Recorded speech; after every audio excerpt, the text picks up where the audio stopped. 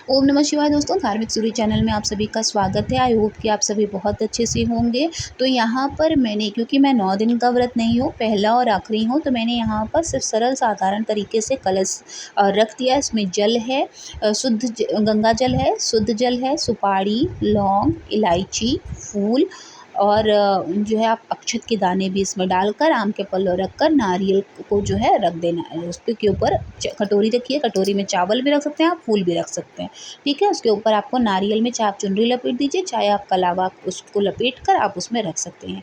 जिधर उसकी आँखें होती हैं, जिसको कहते हैं कि ब्रह्मा विष्णु महेश का जो साइन बना होता है, वो जो पूजा करने वाले लोग रहेंगे उपासक, उसकी ओर होना चाहिए, ठीक है। इस बात का ध्यान रख के हमें हमेशा नारियल रखना चाहिए। अब क्योंकि मैं हमेशा साल में अपनी मूर्ति चेंज कर देती हूँ, मैं मिट्टी की ही मूर्ति लेकर आती हूँ माता रानी का, और उसको साल में फिर मैं चेंज कर देती हूँ, नई मूर्ति लेकर आती हूँ। तो ये मेरी नई मूर्ति है। इसमें हम जो है शुद्ध जल से पहले इनको स्नान करा लेंगे, उसके बाद उन्हें इत्र सेवा देंगे। मैं यहाँ पर गुलाब की इत्र की सेवा उन्हें दे रही हूँ। फिर उन्हें जो भी वस्त्र आप लाएंगे वो आप उनको धारण करा दें, जो भी आप उनको माला या जो भी आप लेकर आएंगे वो भी आपको धारण करा देना चाहिए। आप चाहें तो उन्हें सिंदूर का जो है टीका लगाएं, या फिर आप उन्हें कुमकुम का भी टीका लगा सकती हैं। तो यहाँ पर मैंने उन्हें टीका लगा दिया है। क्योंकि माँ शैलपुत्री, क्योंकि हिमालय राज्य की पुत्री थी, और उन्हें शैलपुत्री भी इसीलिए कहा जाता है क्योंकि वो सफ़ेद वस्त्र धारण करती हैं, सफ़ेद पुष्प पसंद है, सफ़ेद भोग पसंद है। तो आज का जो दिन होता है वो शांति वाला होता है, और शांति का प्रतीक ही सफ़ेद रंग होता है।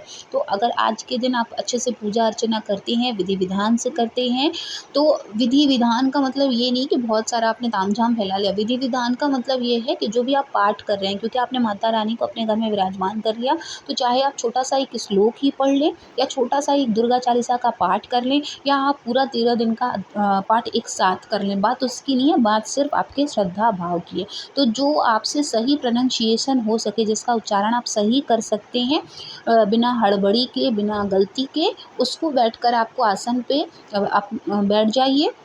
हाथ में अगर आपने व्रत लिया हुआ है तो आप हाथ में पहले जो है पुष्प, दक्षिणा, फूल, गंगा जल, ये सब लेकर आपको संकल्प लेना चाहिए, माता रानी से अपनी मनोकामना कहनी चाहिए, और उस जो है जल को आसन के नीचे छोड़ देना चाहिए। भगवान गणेश, भगवान विष्णु, अपनी इष्ट देव और माता रानी का स्मरण करते हुए तब आपको अपनी पूजा शुरू करनी चाहिए।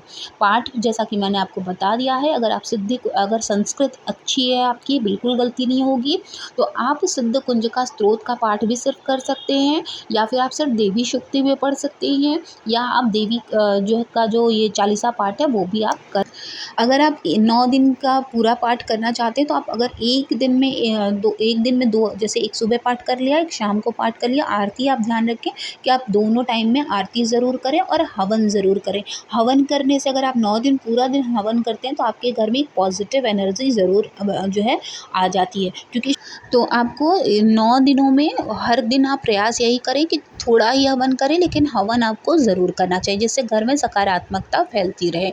इसी के साथ साथ आपको लास्ट में, एकदम अंतिम में, आपको आरती करनी है। आरती करने के बाद अपने आसन के नीचे वापस जल छोड़ना है। इंद्र देवता का स्मरण करते हुए 3 बार आपको नीचे जल छोड़ना है, और तब अपने आसन को प्रणाम करके वापस यथास्थान उसको रख देना है। आप सभी को पता है कि हर पूजा के पहले भगवान गणेश की पूजा ज़रूर होती है, उसके बाद आप अपने इष्ट देव की पूजा करिए, फिर मूल पूजा करा करें। ये बात आप हमेशा ध्यान रखें। तो मैंने पहले अपने जो प्रतिदिन की पूजा है उसको करने के बाद ही मैंने ये पूजा शुरू की है। तो यहाँ पर हमने हवन भी कर लिया है अच्छे से, फिर वो आरती हमने पूरे घर में घुमा दी है, और हवन जब हो जाता है तो हम ये हवन का जो पात्र है उसको आंगन में रख देते हैं, ताकि जो भी इसकी धुनी है वो हमारे पूरे घर में जो है इसका माहौल हो जाए, और एक अच्छी सी सकारात्मक ऊर्जा हमारे घर में जो है फैल जाए। तो मैंने बहुत ही सरल साधारण तरीके से मैंने पूजा की है। उसके बाद पूजा करने के बाद यहाँ से सारा वो सामग्री जो श्रृंगार की है वो यथास्थान पड़ी रहेगी, वो मैं 9वें दिन हटाऊँगी। लेकिन जो यहाँ पर भोग है उसको आपको 10 मिनट, जैसे ही आपकी पूजा संपन्न हो जाती है, पूरे परिवार में बाँटकर इसको आपको ग्रहण कर लेना चाहिए। आज के दिन जो घी का हम भोग लगाते हैं उसी से हमें जो है अपना जो भी प्रसाद हमें बनाना है अपने लिए भोग, वो हमें बना लेना चाहिए। तो ये हमारी बहुत छोटी-सी पूजा थी जिसे हमने बहुत सरल तरीके से किया है। तो आई होप कि आपके लिए ये वीडियो बहुत यूज़फुल रही होगी। वीडियो अगर आपको अच्छी लगी हो तो प्लीज़ चैनल को ज़रूर सब्सक्राइब कर लीजिएगा। मिलेंगे नेक्स्ट वीडियो में, तब तक माता रानी आप सभी के घर में खुशियाँ देकर जाएँ, इसी उम्मीद के साथ मिलेंगे नेक्स्ट वीडियो में। तब तक के लिए ओम नमः शिवाय, जय माता दी।